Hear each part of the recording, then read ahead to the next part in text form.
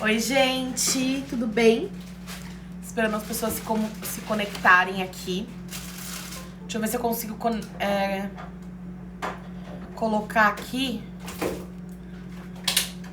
o meu tema e fixar identidade corporal e padrões de beleza, que é o que a gente vai falar hoje.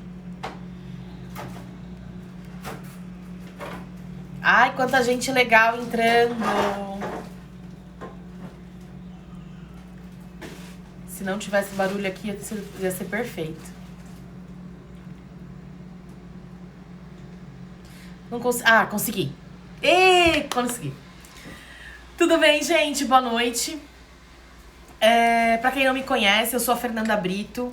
Eu sou psicóloga e psicanalista. Eu vou conversar com vocês hoje, como sempre, tentando dar um jeito no meu cabelo pra ele não parecer tão maluquetes no vídeo. Bom, e aí a gente vai fazer uma live de hoje sobre identidade corporal e padrões de beleza. E a minha filha, como sempre, tá aqui causando com a bolinha.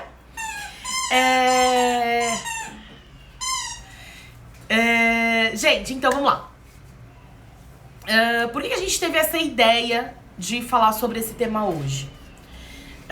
Primeiro, que cada vez mais a gente vem encontrando pessoas, a gente vem encontrando temas, a gente vem encontrando dificuldades no consultório de questões muito relacionadas à imagem corporal. Então, eu queria iniciar com o conceito de identidade corporal. O que isso significa? Identidade corporal não é o nosso corpo físico em si. A identidade corporal é o que a gente vê o que a gente vê no espelho. Então, ela tem mais a ver com a nossa psique, com a nossa ideia, do que efetivamente com o que a gente representa, o que a gente é. Então, o que eu quero dizer com isso? Pensa o seguinte: eu tenho um iPhone hoje, né? Esses novos aí, o mais novo. Então, ele é grandão. Ele é grandão, porém ele é leve, né? Então, ele é relativamente leve. Se eu pego um Samsung desses novões também, esse Samsung é mais leve que o meu iPhone. Então, eu vou achar o meu iPhone pesado e o Samsung leve. Se eu encontro uma pessoa que já teve o Nokia tijolão, lembra da música do Jorge Mateus, do Nokia tijolão? Se eu tenho uma pessoa que tem um Nokia tijolão, eu vou achar o meu leve, que antes eu achava pesado, eu vou achar leve, e o Nokia eu vou achar ele pesadão. Então, o padrão, a nossa identidade corporal, ela vem muito ligada às nossas referências. Então, o que eu vejo no espelho tá totalmente ligado ao que eu aprendi, ao que eu vivi. Isso pode ter a ver com o país que eu vivo e com como esse país lida, por exemplo, com o padrão de beleza. Então, a gente sabe que o Brasil é um dos tops em cirurgia plástica. No Brasil, ser bonito, estar dentro do padrão, porque ser bonito é relativo também, né? Vamos falar disso.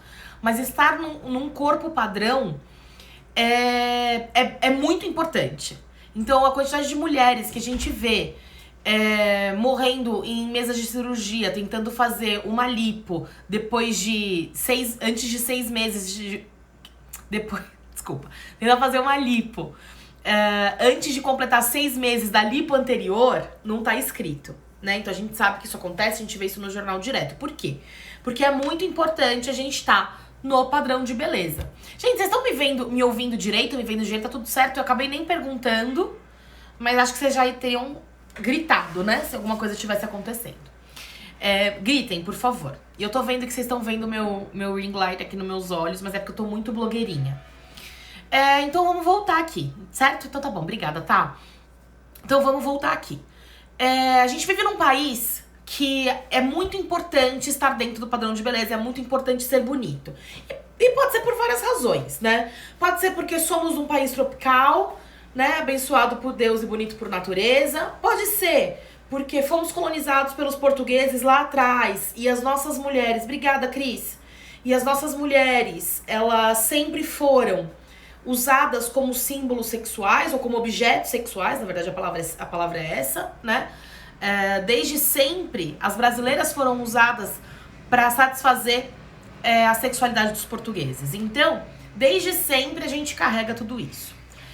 Então, tem uma questão cultural, tem uma questão familiar e tem uma questão de gênero, que a gente não pode negar. Então, as mulheres, desde sempre, são muito mais cobradas por estarem dentro dos padrões do que os homens. Isso, gente, não tira o direito dos homens em sofrerem com isso, mas é um dado de realidade, né? Então a gente vem de uma sociedade patriarcal, vem de uma sociedade em que o machismo tá muito enraizado. Então, desde sempre a mulher mulher nasce devendo. Nasce devendo porque não é homem, começa por aí, né? Porque todo mundo deseja um filho homem, né? Aquele macho, tanto que tem brincadeiras de filho macho eu fiz com mais vontade. A mulher, eu dei uma falhadinha, né, presidente? Então, dei uma fraquejada, que ele falou, né? Não é isso? Mas ele tá repetindo o machismo que tá em todos nós. Então, a mulher já chega devendo, né? Ela chega devendo... Ela chega devendo por não ser homem. Ela chega devendo porque a mulher nasceu pra servir. Então, se eu nasci pra servir alguém, eu nasci faltando, porque quem eu sirvo é o completo e eu falto. Então, não sou homem, nasci pra servir, faltei também. E a gente vive numa sociedade capitalista. E todo mundo aqui sabe que o capitalismo, ele vem pra criar necessidades na gente. Então, a gente nunca pensou que precisaria de um celular que falasse diretamente com as pessoas através de um vídeo. Mas quando eles lançaram, ninguém mais vive sem, né? Então todo mundo precisa ter. Ninguém achou que precisava carregar um celular o tempo todo. De repente foi criada essa necessidade e agora a gente faz isso. Todo mundo vivia muito bem antes disso, gente. Eu não sei quem nasceu depois de 2000, talvez não tenha essa ideia, mas as pessoas viviam muito bem sem celular, né? As pessoas viviam muito bem sem notícias o tempo todo e talvez até um pouco mais saudáveis. Coisas boas e ruins, né? Então o capitalismo, ele vem criando necessidade. Então ele vem criando necessidade, inclusive, de você ter o corpo perfeito, a roupa perfeita, cada vez mais roupas, cada vez mais tênis, cada vez mais tudo.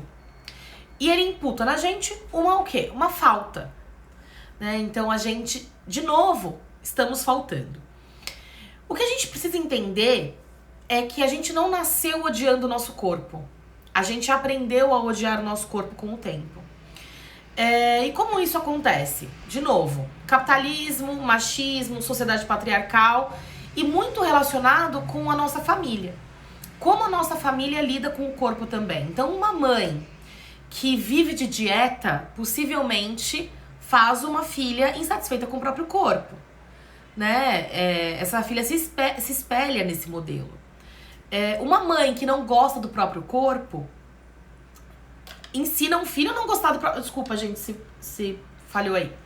Ensina a filha também a não gostar do próprio corpo. O filho, a filha. Tô dizendo mulher, gente, porque nós mulheres sofremos muito mais com essa pressão corpórea. Muito mais. Só pra vocês terem uma ideia de números, 90% das mulheres têm um peso padrão, um peso saudável, né? Isso eu quero dizer, que não é muito magra a ponto de ser desnutrida e também não é obesa a ponto de ter problemas cardíacos, respiratórios, etc. Então 90% está dentro do razoável. Desses 90%, 80% das mulheres que estão dentro do padrão estão insatisfeitas com o próprio corpo. Isso não é normal. Isso não é normal. 80% não está satisfeita com o próprio corpo.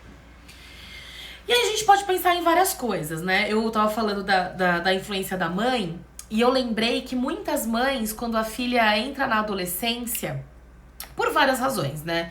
Por não aceitar a sexualidade da filha, não aceitar que ela tá virando mulher, ou por impor padrões de beleza mesmo, é muito comum essas mães, elas dizerem que essas filhas estão engordando. Aquela guria não tá engordando, ela tá ganhando peito, ela tá ganhando bunda, ela tá virando mulher. E os hormônios também são meio malucos, né? Nesse tempo. E essa mãe olha aquele corpo crescendo e diz assim: você tá engordando, vá pra dieta, vai fazer academia. olha pra você, olha como você tá, ninguém vai te querer, né? E ela imputa nessa menina que ela precisa fazer dieta e que ela é inadequada.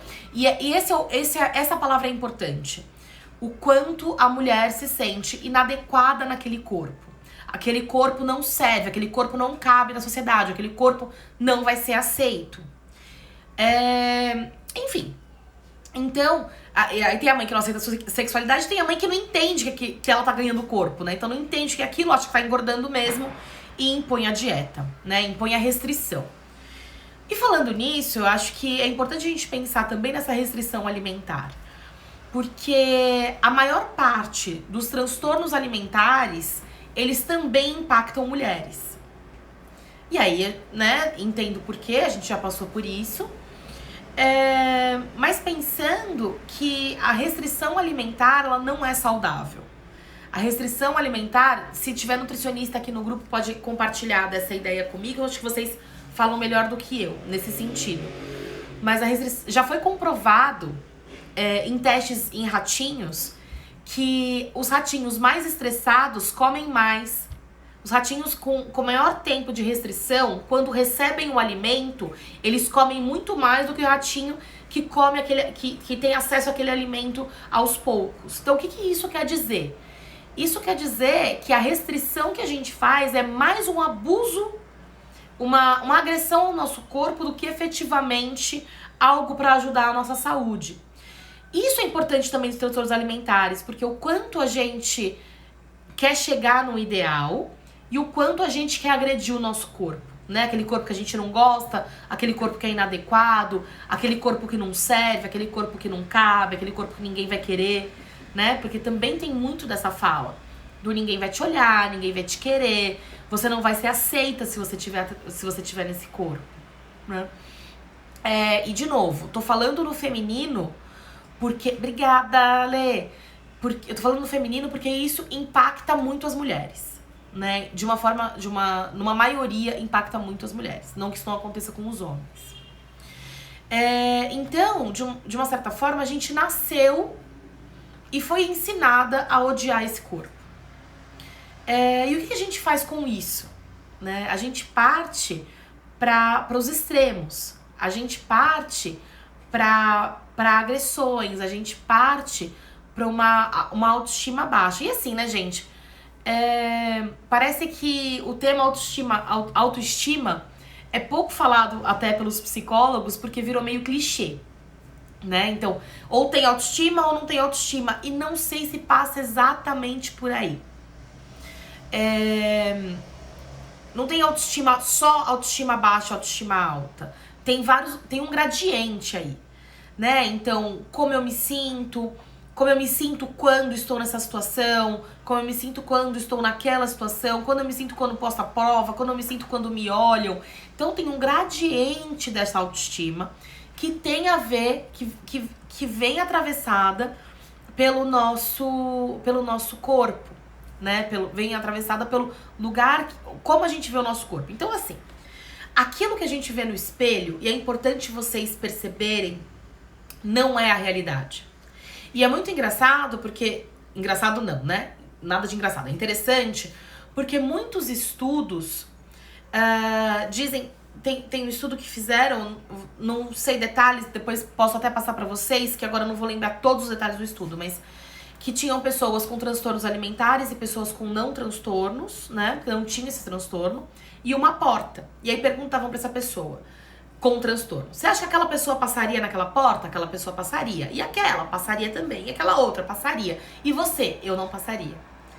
E aquela pessoa, ela tá subnutrida, já tá tomada pela anorexia, e ainda assim, todo mundo passa pela porta, inclusive os mais gordos, mas ela não. Então vocês percebem que não tem a ver com a realidade do corpo? Eu tô dizendo de pessoas muito magras que se veem gordas, mas o contrário também existe. De pessoas que são mais gordas do que o padrão, e aí, falei besteira, né? Do que o padrão não, do que o saudável, né? Porque o padrão, de novo, é relativo. Tem pessoas que são muito mais gordas que o padrão e não se veem nesse lugar.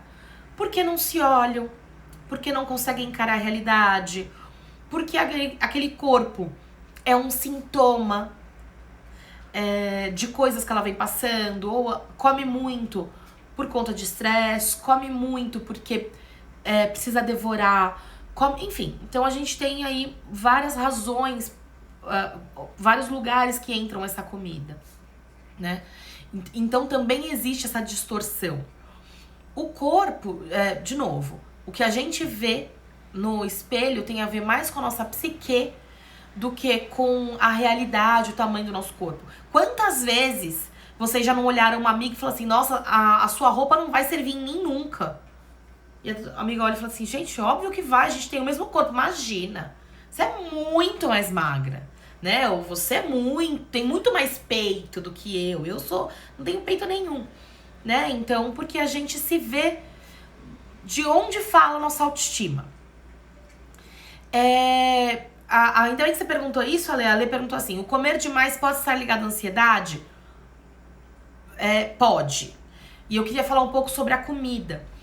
Porque, de uma certa forma, a comida não é uma vilã e não deve ser entendida como tal.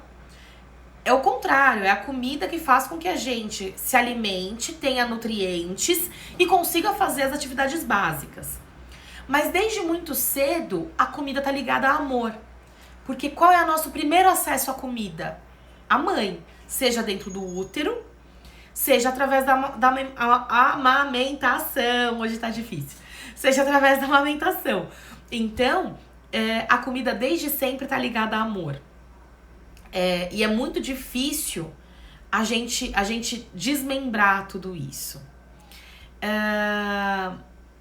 O comer, ele tá muito ligado à nossa relação com o outro. Por isso que eu digo, por exemplo, que tem pessoas que comem muito e você pode perceber que elas são muito vorazes na vida, né? O comer, se a gente for pensar, ele tem a ver com destruição, porque é isso que a gente faz com o alimento na boca.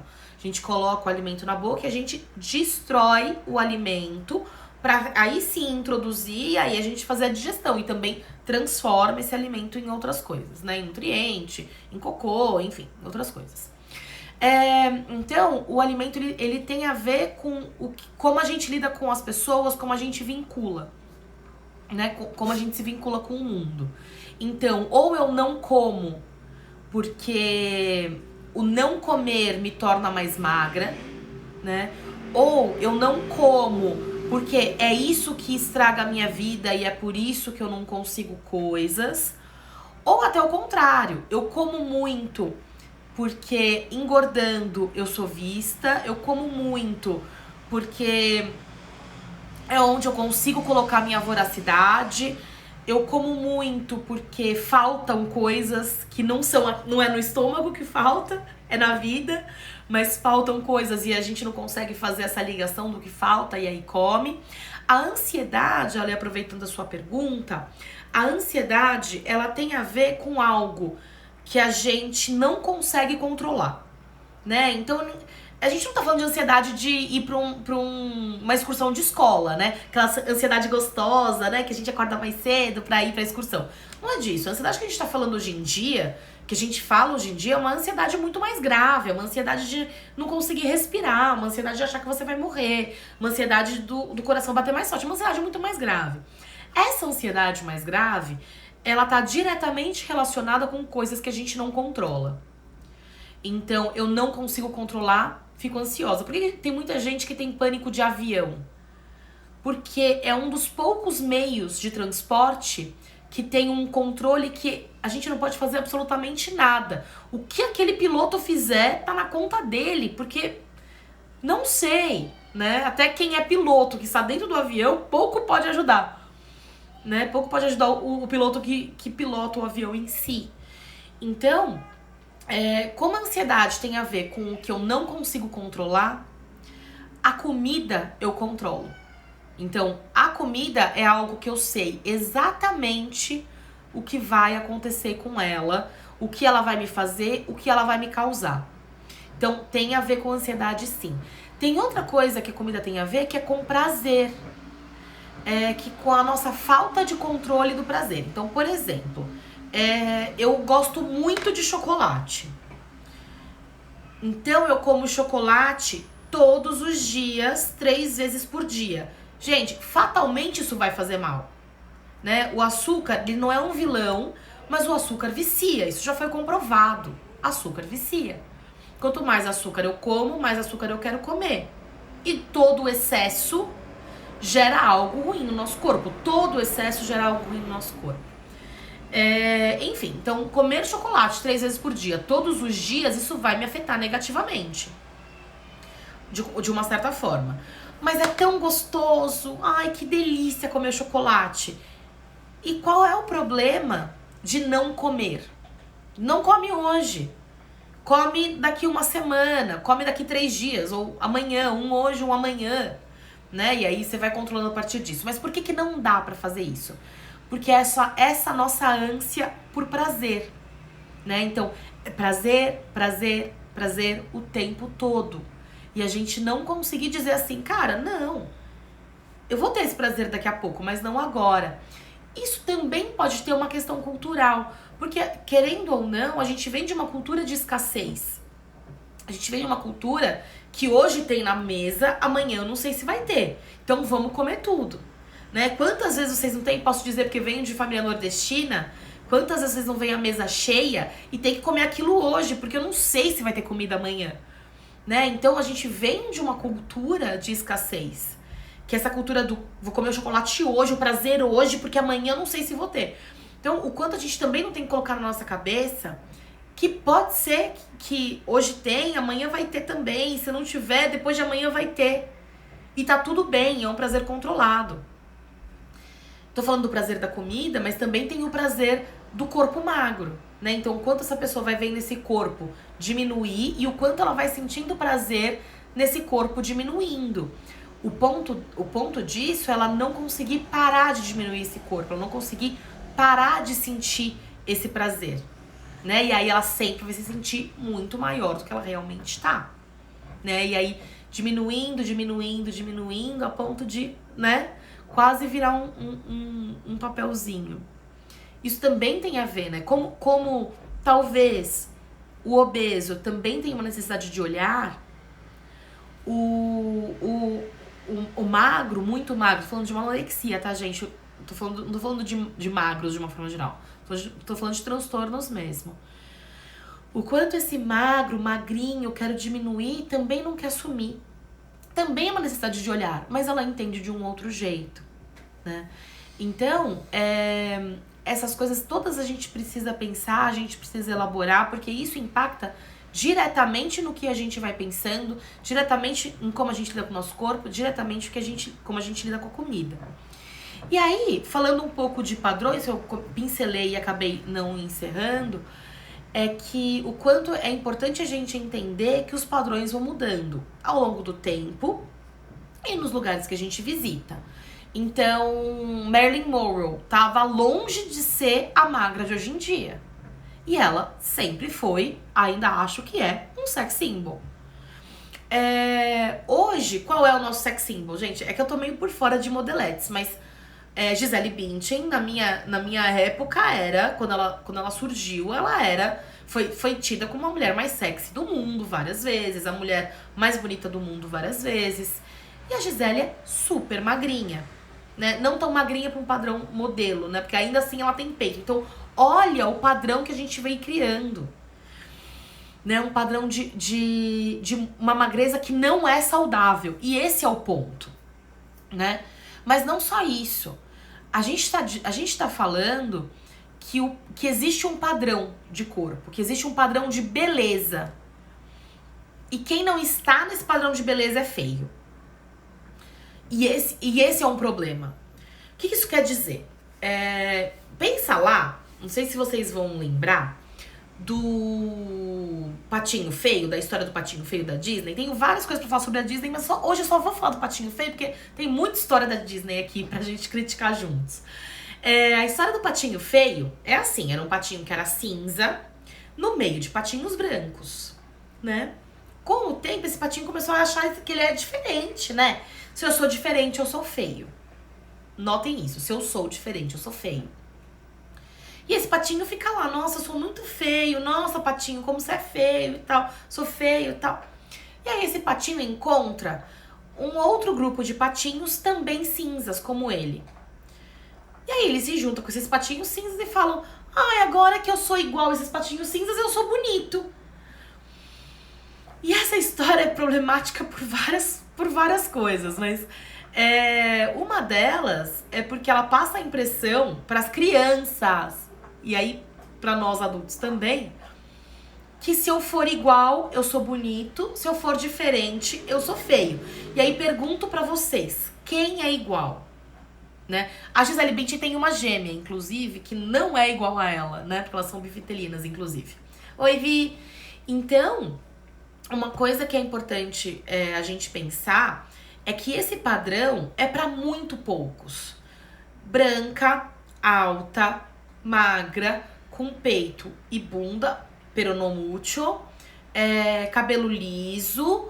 Que mais, gente, né? Eu vou ficar aqui horas falando desses padrões, porque é tanto detalhe, de preferência inteligente, se for vegana, melhor ainda, né? E por aí vai. A Gisele faz bem esse papel de padrão, né? De mulher padrão. Então, a gente vai criando esse padrão, a gente vai criando os tics, olho claro, a gente vai criando esses tics, né? Olho claro, tic, check. Liso, cabelo liso, check. Branca, check. E por aí vai. Hétero, por aí vai. E aí a gente vai chegando e vai diminuindo as possibilidades de ser aquilo, né? De estar dentro do padrão. Então, se eu for pensar... Gente, assim, eu não tenho isso em números, mas se a gente for pensar aqui, quantos por cento das mulheres estão num padrão real, padrão Gisele? 1% das mulheres do mundo? Por aí, né? Então quer dizer que os outros 99 estão fora do padrão. As outras 99 são inadequadas. As outras 99% das mulheres do mundo são feias. As outras 99% das mulheres do mundo vão ser trocadas por Gisele Bündchen. Essa é a notícia, acabou a live. Brincadeira. Então, é isso que a gente tem que pensar, né? Que esse padrão é inatingível e todo mundo é diferente, né? E eu falei de ser trocada e agora eu pensei numa coisa, né? Porque parece isso, a gente fala de beleza, principalmente aqui no Brasil, e aí parece que se for bonita, você vai ser trocada, vai vir uma mais bonita e vai tomar o seu lugar. E seja um lugar, gente, de namoro, seja um lugar de trabalho, vários lugares, né? E é isso que eu fico pensando, assim, como se a beleza fosse algo primordial. Como se a nossa construção como mulher não contasse, como se o lugar que a gente ocupa não contasse, como se, né? Então, assim, é isso que eu acho mais problemático. A gente se reduzir a ser bonita ou não ser bonita, ter o corpo perfeito ou não ter o corpo perfeito, né? Ou a gente se resumir a estar dentro do padrão e não estar dentro do padrão. Gente, e mais importante do que tudo isso, o quanto a gente critica o corpo alheio. Porque somos muito criticadas, talvez. Mas, gente, a Adele agora, maravilhosa, linda, incrível, emagreceu, não lembro, mas X quilos e agora ela é bonita.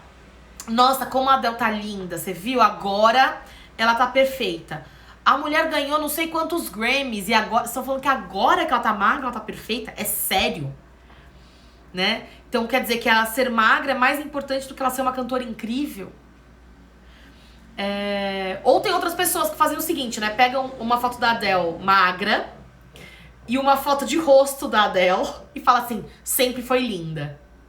Porque aí esquece todo o corpo gordo dela, né? Então, ela sempre foi linda. Olha o rosto. Nossa, seu rosto é lindo.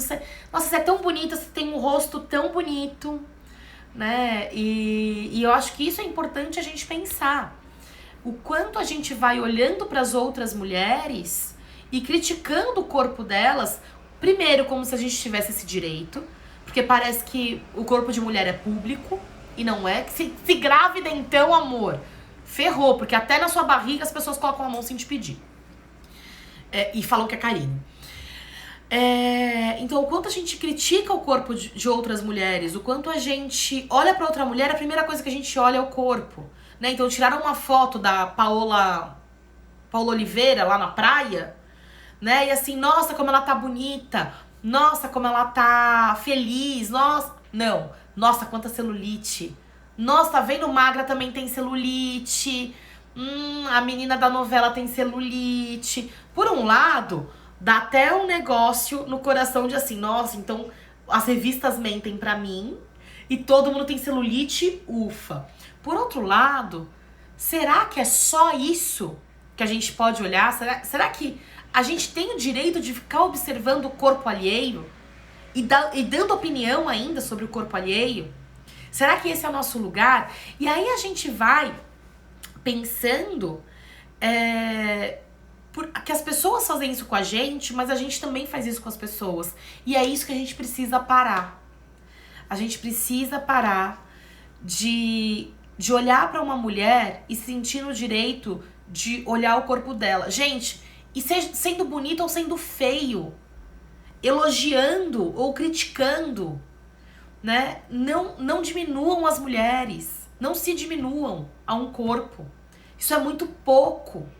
Isso é muito pouco, isso é muito raso pra gente ficar... Tem tanta mulher fazendo tanta coisa interessante e a gente só fala do ela é gostosa, ela não é gostosa, né? E eu tô falando isso a gente porque eu sei que eu também faço isso, fui ensinada tal, inclusive, né? Olha, nossa, olha ela usando essa roupa, não pode usar essa roupa não. Isso não tem nada a ver com você, isso não te pertence, né? Vou olhar um pouco os comentários de vocês pra ver aqui, também tem algumas perguntas pra gente conseguir bater esse papo.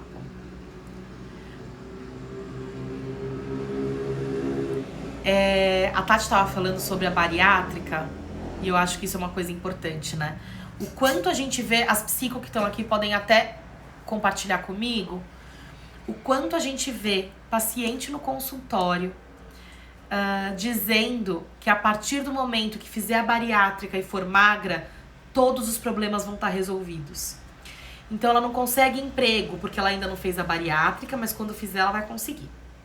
Ela não arrumou namorado ou namorada porque ela não fez a bariátrica, mas quando ela fizer ela vai encontrar.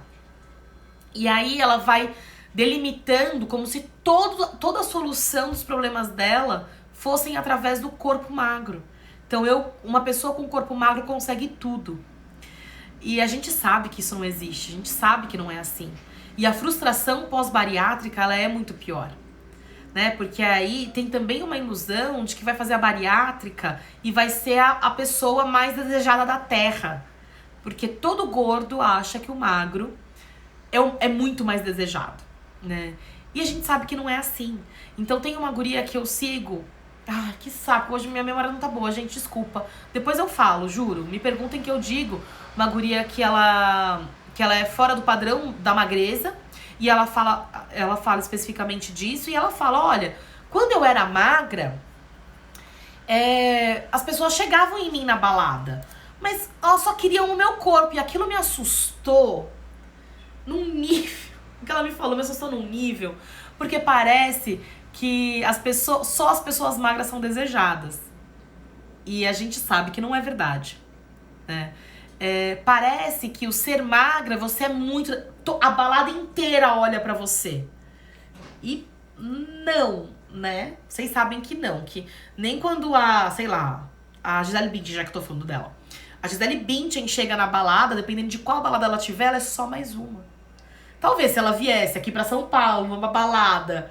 né, aqui da Augusta, talvez ela fosse muito olhada. Mas se ela vai numa balada que tenha, sei lá, a Alessandra Ambrosio, ela é mais uma modelo, né? Então, é isso que é importante a gente pensar. Não é a magreza que vai trazer a felicidade, né? E por isso, eu me preocupo muito em dar o laudo da bariátrica, aproveitando que a gente tá falando disso. Eu sei que a maioria dos psicólogos não seguem essa regra, mas eu, no meu consultório, na minha clínica, sigo. eu exijo que a pessoa faça pelo menos 6 meses de terapia antes de fazer a bariátrica. Por quê? É um procedimento muito invasivo. É um procedimento que, se você não cuidar bem, ele vai ser ilusório. Porque você, além de não poder mais comer e não poder ter essa válvula de escape, porque o seu estômago vai estar menor, você vai se frustrar, porque você vai ser magra e não vai conseguir. Eu aposto e ganho. Você vai ser magra e não vai conseguir tudo o que você quer. Você vai conseguir tudo o que você quer por outras vias e não pela via da magreza. Porque não tá aí. Não tá aí. A felicidade não tá aí. A resposta de tudo não tá aí. Então a gente sempre pede pra fazer pelo menos 6 meses de terapia. Pra conseguir pensar num laudo pra bariátrica. Porque eu acho, gente, é uma coisa que eu tenho muito cuidado, acho muito invasivo. Perdi pessoas numa cirurgia bariátrica, então é uma coisa muito minha, que eu tenho muito medo. Não pode haver só um padrão de beleza no Brasil por causa de uma mistura de raças, o que particularmente é muito belo, muito ótimo. O que você falou, Paula, foi muito, muito, muito bom, uma coisa que eu queria falar também. Quando a gente fala de bonito, dificilmente a gente não fala de um branco ou de uma branca, né? E no Brasil, em que a maioria das pessoas não são brancas ou não são consideradas brancas, não se consideram brancas, falar que só o branco é bonito é muito complicado, né? Mas isso também vem de muito racismo. Acho que tem pessoas que podem falar mais disso do que eu, mas isso vem muito também da nossa cultura super, hiper, ultra, mega racista. Parece que a beleza é essencial, pois é, e não é. Quando fala do seu sorriso, é isso mesmo. Ai, isso é tão bonitinho, seu sorriso é lindo. Como se só isso fosse legal, né? É isso, né? Então, assim, gente, eu acho que mais importante do que eu queria falar hoje é que eu disse, mas eu vou repetir, que é o quanto a gente precisa parar de diminuir as mulheres pelo corpo, pela beleza, o quanto a gente precisa ter certeza de quem a gente é para conseguir olhar o nosso corpo real e não o nosso corpo psíquico. Então, conseguir olhar no espelho e entender qual é real o nosso corpo e não o que a gente acha da gente mesma, né? Porque se a gente acha que a gente é pouco, que a gente é inadequada, que a gente não serve, nosso corpo também é pouco, também não serve, também é ruim. Parem de criticar o corpo de outras mulheres. Parem amanhã, hoje, se possível, agora. Parem de fazer isso. Porque a gente alimenta toda essa cultura. Essa cultura vai existir. Vão ter pessoas que vão fazer isso, mas que não seja a gente. Porque a gente acaba se machucando, né? Então a gente é machucada e a gente machuca. Então, né, a gente cria um ciclo. Ah, é verdade. Tem um texto muito bom que fala sobre isso. O dia que descobri que minha mãe era gorda. Que é quando fala... Né, Rô, acho que você pode me ajudar sobre isso. Que é quando fala o quanto a gente espelha no nosso corpo o que a nossa mãe acha do corpo dela. Né? Porque aprendizar, tudo é aprendido. Né? A gente não nasce nos odiando, a gente passa a nos odiar. Né? Com o aprendizado cultural. Gente, não é uma palestra, era um bate-papo. Espero que eu consiga colocar esse vídeo disponível no nosso canal do YouTube.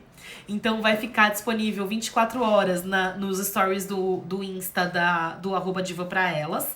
E eu vou também disponibilizar no IGTV, tanto da Desenvolviver quanto do Diva Pra Elas. E no YouTube no canal do YouTube da Desenvolviver Psicologia também. Então vocês vão poder falar bastante, façam perguntas, a gente vai conversando. Eu acho que tem muita coisa, pra gente falar sobre esse assunto. Essa live não vai dar conta de tudo, mas também eu quero ouvir vocês, acho que tem muita coisa pra gente conversar. Ah, Joyce, obrigada por perguntar. A gente tá fazendo lives toda semana. Toda quinta-feira tem uma live nova, tem um tema novo. Semana que vem a gente ainda não fechou o tema, eu acho. Mas eu tenho quase certeza que a gente vai falar de relacionamento. Mas tem umas coisas rolando com essa história do caso da Bel. Vocês sabem, já ouviram falar desse caso? Da menina de 13 anos que tem um canal no YouTube? Que ela sofre, quer dizer, pelo menos estão acusando a mãe dela de abusar de abusar psicologicamente dela. E eu também pensei em falar sobre esse assunto. Então eu tô em dúvida, mas segunda-feira eu vou bater o martelo e segunda-feira vocês já vão saber qual é o tema da live de quinta-feira que vem às 8 horas. Tá bom? Gente, boa semana. Obrigada por terem me acompanhado. Sigam a gente no Diva Pra Ela, sigam a gente na Desenvolver Psicologia no YouTube. E vocês vão ficar sabendo de toda novidade. Toda semana tá saindo um texto novo, um vídeo novo, coisas pra gente pensar. Um beijo, gente. Boa semana.